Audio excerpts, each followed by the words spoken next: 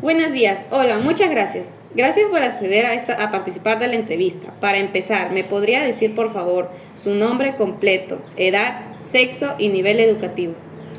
Buenos días, me da gusto que me entrevistes sobre este tema que es muy importante. Mi edad, mi nombre es Meli Mendoza Estocasa, tengo 54 años, sexo femenino, y estoy a su disposición para contestarles la pregunta que usted me haga. Bien, empecemos con las preguntas. Primera pregunta. ¿Cuáles considera que fueron los principales problemas económicos, políticos y sociales que se vivieron en el gobierno de Alberto Fujimori en el Perú? Durante el gobierno de Fujimori hubo varios problemas económicamente. El país venía de una crisis horrible y aunque eso se arregló aparentemente, pero aparecieron cosas como más desempleo y trabajos muy precarios. En lo político, él concentró muchísimo el poder, sobre todo después del autogolpe del 92. En lo social, aunque había programas de ayuda, la pobreza seguía fuerte, sobre todo en zonas rurales, y también se dieron violaciones a los derechos humanos, que nunca lo vamos a olvidar. Gracias. ¿Qué medidas se implementaron para combatir la inflación durante el gobierno de Fujimori? ¿Por qué fueron o no fueron efectivas? Para bajar la inflación se aplicaron el famoso Fujichoc. Fue un ajuste súper fuerte, quitaron subsidios, liberaron precios y recortaron gastos. Funcionó porque la inflación bajó rapidísimo, pero el costo fue duro para la gente, ya que los precios subieron de golpe y muchas familias quedaron en peor situación al comienzo, y que afectó realmente más a los pobres, porque los pobres se hicieron más pobres y los ricos se beneficiaron. Ya. 3. ¿Qué políticas sociales se implementaron durante el gobierno de Fujimori para abordar la pobreza y la desigualdad en el país?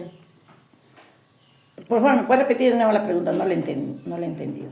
¿Qué políticas sociales se implementaron durante el gobierno de Fujimori para abordar la pobreza y la desigualdad en el país?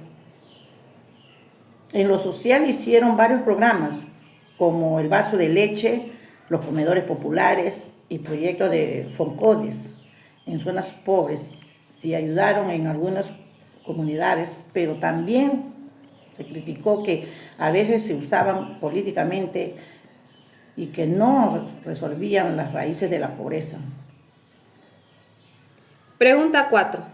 ¿Qué opina de las medidas que se realizaron en el gobierno de Fujimori para combatir a los grupos terroristas como el Movimiento Revolucionario Tupac Amaru y Sendero Luminoso?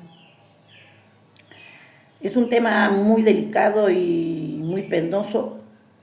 De mi parte, hubo mucha violación de los derechos humanos, ¿no? Sobre la lucha contra el terrorismo, es verdad que el país vivía una situación muy grave con Sendero Luminoso y el MRTA, y durante ese gobierno capturaron a los líderes y bajaron muchísimo los atentados, pero también hubo abusos y violaciones de derechos humanos.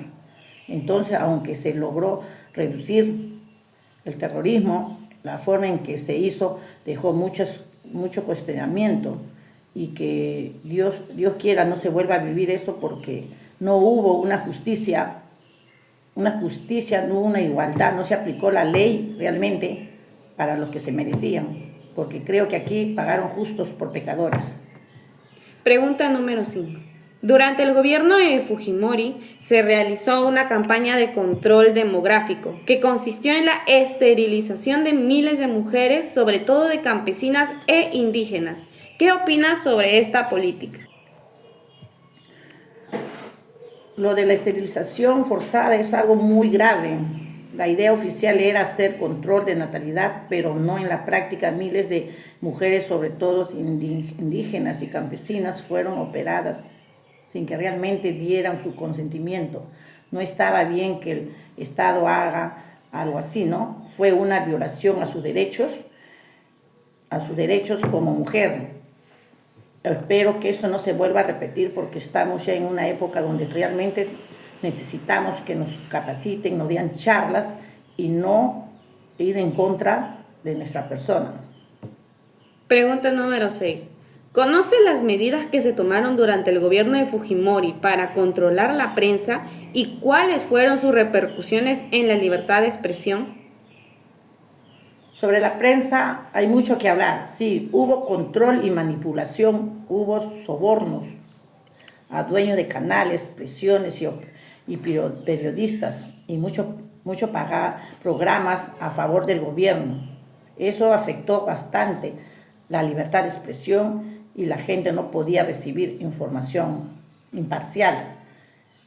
Sin irnos lejos, hoy en día lo estamos viviendo lo mismo, porque estamos siendo gobernados por el fujimorismo, y esperemos que en estas elecciones borrar de completo al fujimorismo, porque mucho daño ha hecho al Perú y no queremos más. Queremos que nuestra nueva generación vivan en paz y se expresen en libertad.